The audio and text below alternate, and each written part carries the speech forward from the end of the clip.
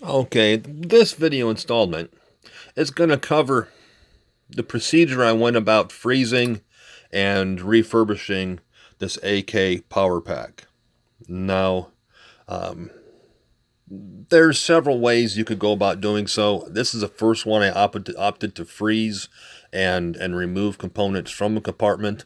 There's several ways that you can do so, some a little less intrusive, but this is how I opted for this particular application. So that's what I'm going to cover strictly in this video, what I did in this particular refurbishment. Now, the AK-42, not unlike most of power packs for AK, have three compartments internally, divided by a metal divider. Now, the divider is, if you were to look at the top of this pack, you're going to see a screw here and a screw here. These middle screws, these actually go directly to the metal divider that goes across the power pack itself. So visualize that screw's there. So there's a divider here. This screw located here makes for a second divider. So there's your three compartments, 1, 2, and 3. Now, I knew in this particular application, not unlike most AKs, the forward compartment is always the power transformer. That's where the power transformer resides. The middle compartment in this application is where the two main filter supply chokes were located.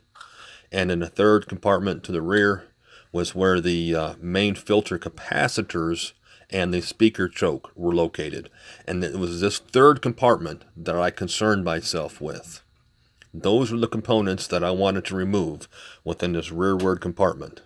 Now, I realize I have already assembled the unit and tested it, and it works fantastic, and it makes it tough for a video, but I will repost the pictures to hopefully add some clarification to what I'm saying.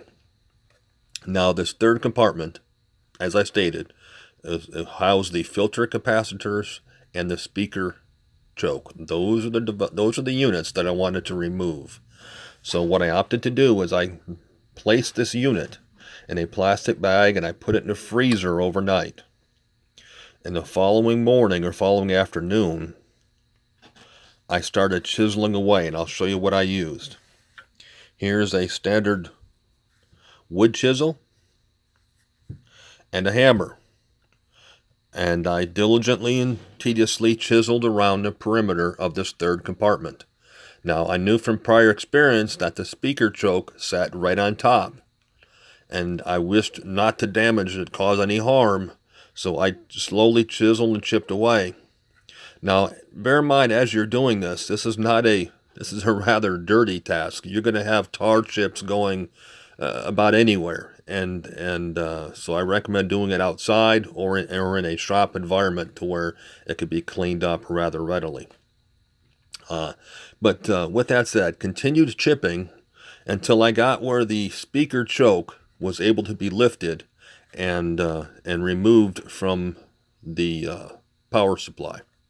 And at that point, the wires were starting to become exposed. And be cognizant of your wires. Do your best not to cut them or chop them until you know for sure exactly where they go. In this particular application, you're going to see in one of the pictures, I have 3 wires protruding from the center compartment going rearward. One, at the lowest part of the picture, went directly to the 80 rectifier. The second one went through the 2 main filter chokes, and the upper one tapped between the 2 main filter chokes. So once I identified those 3 wires, everything else could be discarded. So at that point, I just merely continued to chop and cut and work my way down into the can. And it's like I say, it's a tedious process. It took me probably, I bet you probably, it took a couple hours, maybe 2 to 2.5 hours of chiseling before I got to where I was able to get into the very bottom of where the filter caps were.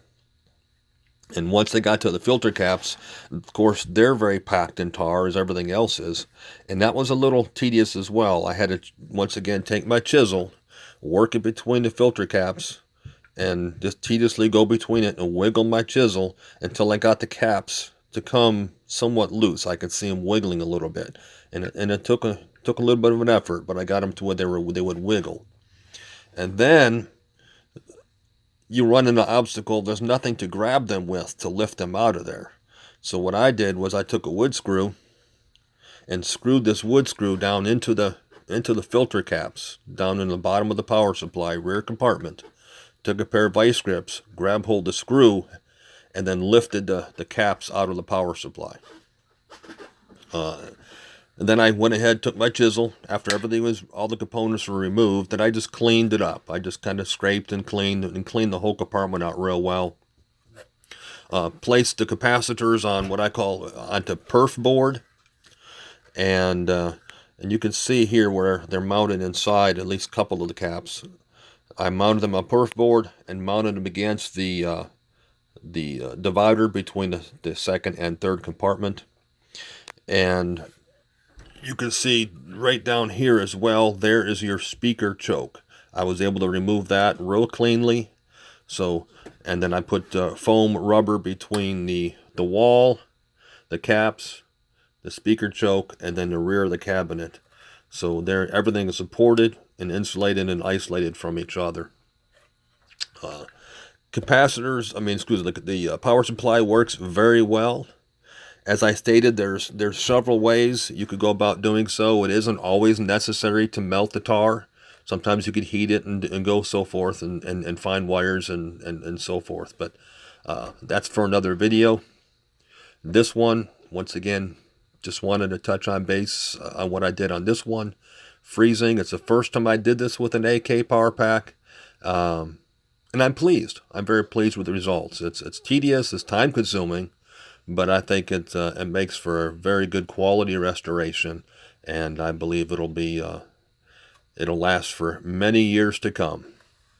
Well, if she'd have any questions, by all means, don't feel free to ask, and I will do my best to answer.